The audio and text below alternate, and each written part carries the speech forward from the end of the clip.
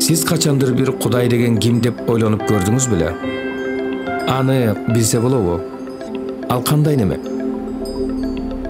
Биз ал тууралуу ыйык китептеги айтылган кудуреттүү биздин Кудай жалгыз деген жазуудан билебиз.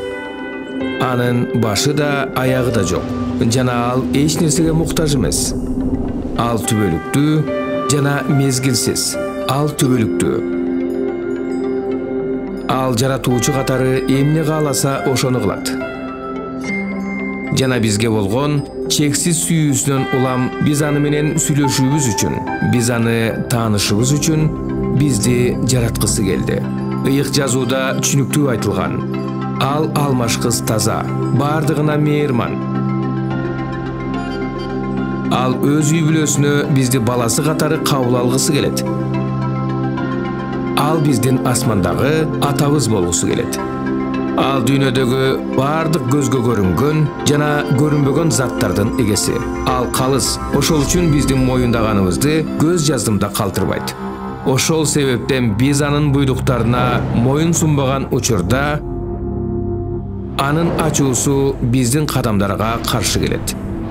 Ал адилеттүү сот. Ал акыйкаттыкты жана чындыкты колдойт. Керек болсо бул жок кылууну билдирсе дагы.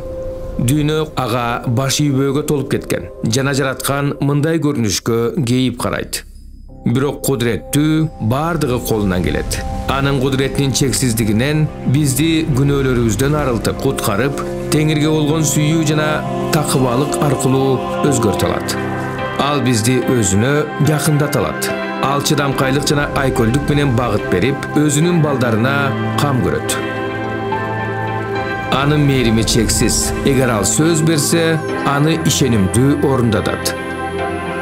Ал бардык жерде жана дайыма бар. Ал биз элестеткенде да чоң.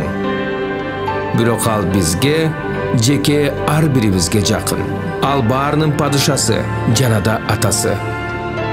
Ал бардык жагынан кемчиликсиз жана анын бизге болгон сүйүүсү чексиз. Ал күнөөнүн кулуна айланган бизди өзү жараткан балдары катары көрүп, бошотууну каалайт.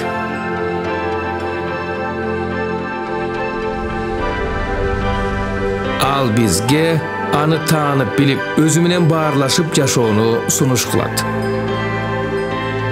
Жараткандын күчүн, кубанычын жана чыныгы тынчтык жүрөгүбүзгө орнойт.